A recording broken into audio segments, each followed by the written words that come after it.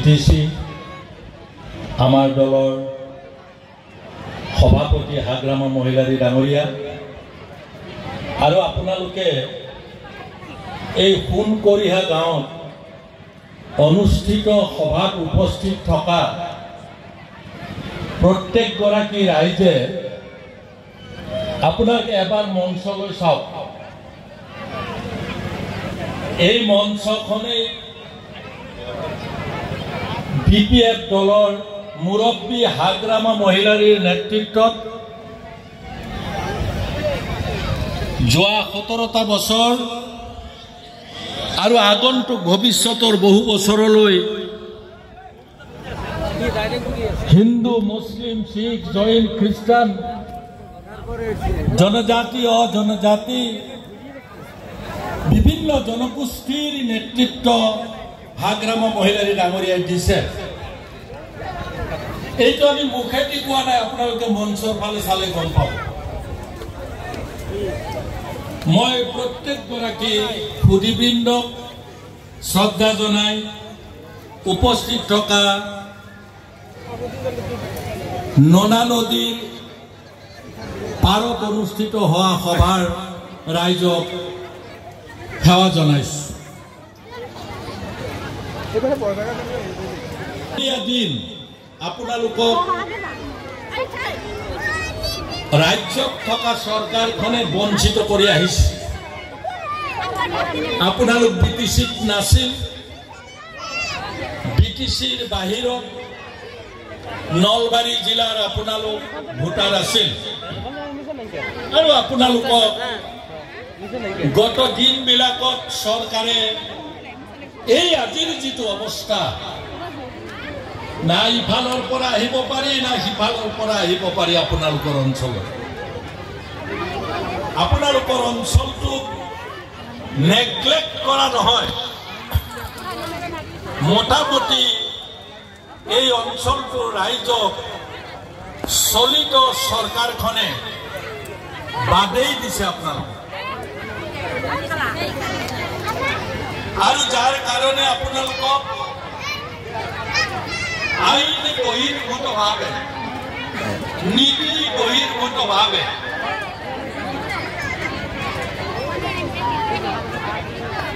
BTC চুক্তি সংবিধানত আধাৰিত বিষয়সমূহ আছে, সকলো নিয়ম নীতি উলংঘা কৰি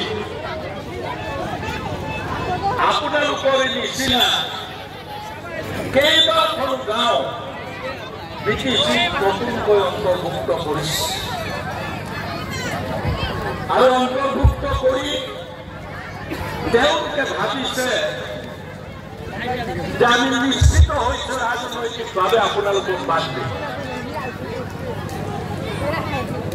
প্ৰমোদ বড়ো ডাঙৰীয়াই মাত পাতিব লাগিছিল, এতিয়া চিফ প্ৰমোদ বড়ো ডাঙৰীয়া।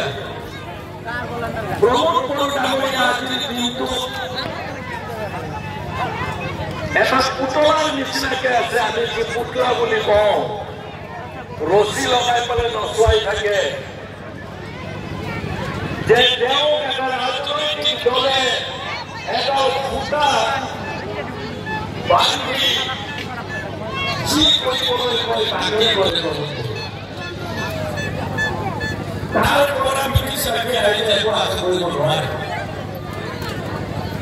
আজি নতুনকৈ আমাৰ দলত অন্তৰ্ভুক্ত হ'বলৈ অহা প্ৰত্যেকগৰাকী ইয়াৰ ৰাইজক মই আগতীয়াকৈ আদৰণি জনাইছো।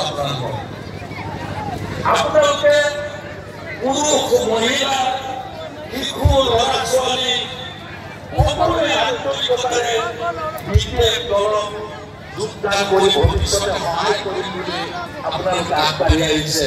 আমি অন্তৰেৰে সৈতে আপোনালোকক আগুৱাই লৈছো। আমি বিচাৰিম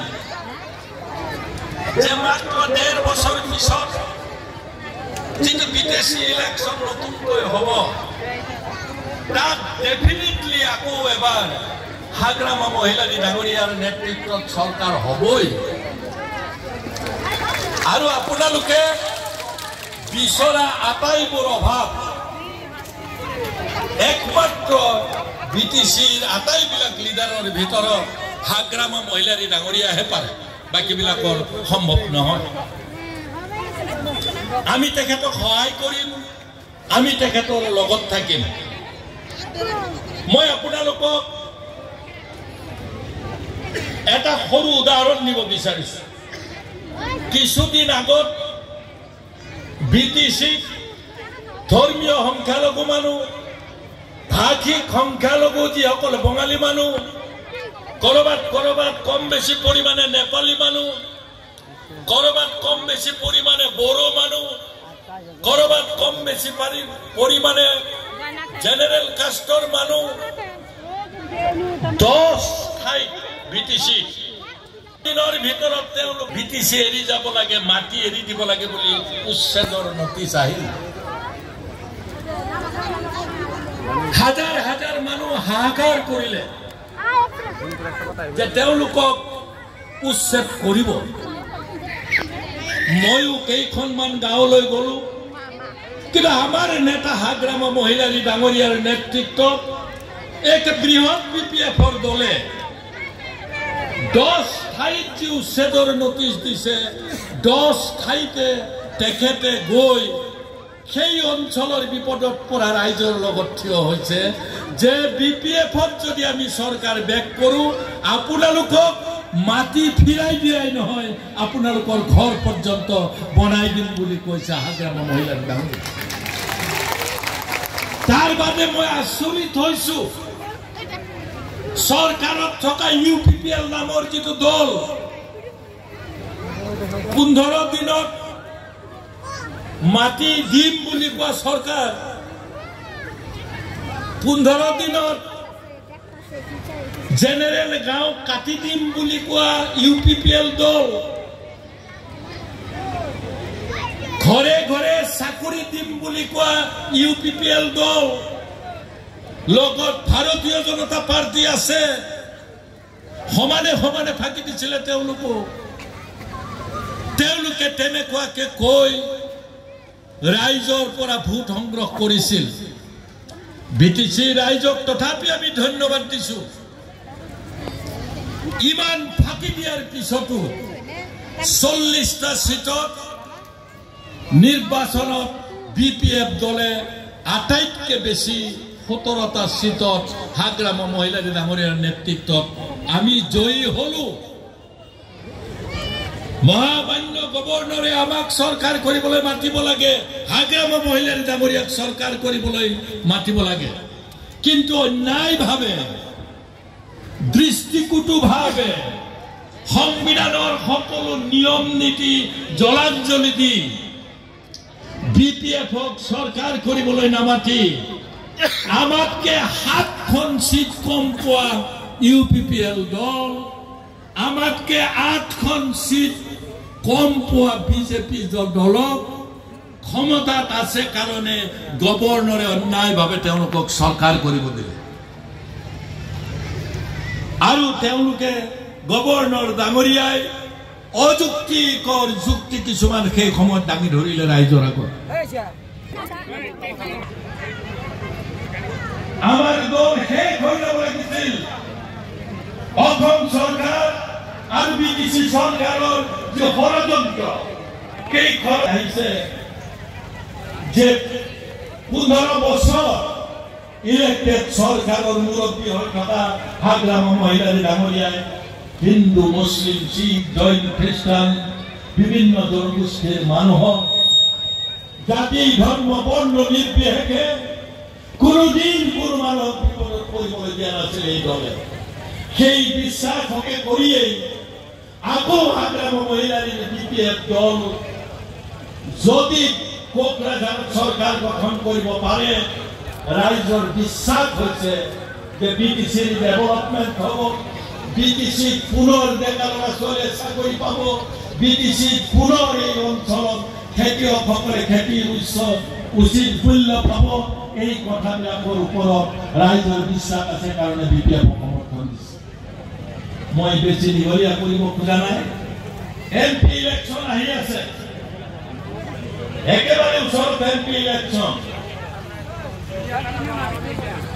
যোৱা 10 বছৰ হীৰা শৰণীয়া বুলি এটা মানুহে বিটিচিৰ মানুহক এটা লাড্ডু খুৱালে সেই লাড্ডুটোৰ নাম অবৰু লাড্ডু খুব আৰামত আপোনালোকে লাড্ডুটো খালে হীৰা শৰণীয়া লাড্ডু অবৰু অবৰু অবৰু বুলি কয় সাৰা নিজেই বড় মানুহ আৰু আপোনালোকক অবৰু বুলি কয় 10 বছৰ থাকি দি তেওঁ এমপি হ'ল যাক বিশ্বাস কৰি এমপি বনাইছিল আপোনালোকে অবৰু বুলি যাক বিশ্বাস কৰিছিল অবৰু সকলে সেই এমপি গৰাকীয়ে আজিৰ দিনটো বিজেপিৰ শৰণাপন্ন হৈছে তেওঁলোকৰ অবৰুৰ একমাত্ৰ যিটো এমচিএল জিকিছে একেলগে প্ৰমোদ বড়ো আৰু ইউপিপিএলৰ লগত কোকৰাঝাৰত চৰকাৰ কৰি আছে ইয়ালৈ হীৰা শৰণীয়া আহিলে আপোনালোকে খেতি পঠিয়াব লাগে নিয়মতে আপোনালোকক ইমান বেয়াকৈ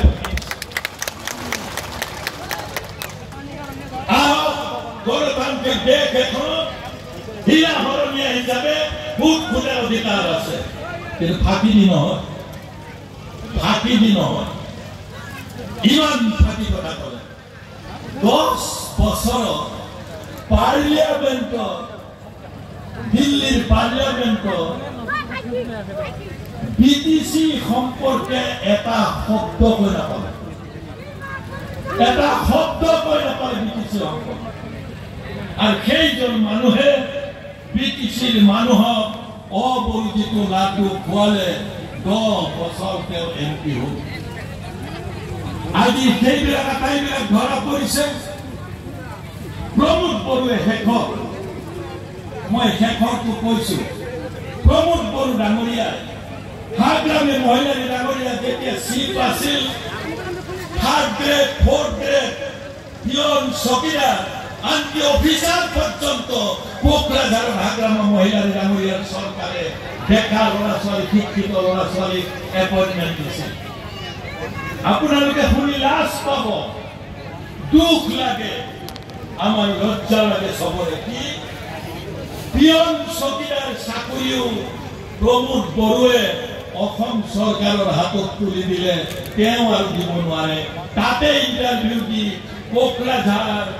আমাৰ উদালগুৰি ফেৰগাঁও বাস্কা চিৰাঙৰ শিৱসাগৰ ডিব্ৰুগড় ধুবুৰী নগাঁৱৰ ল'ৰা ছোৱালী আহি 3rd গ্ৰেড 4th গ্ৰেড চাকৰি জইন কৰিছে গতিকে এই নিকম্মা প্ৰমোদ বড়ো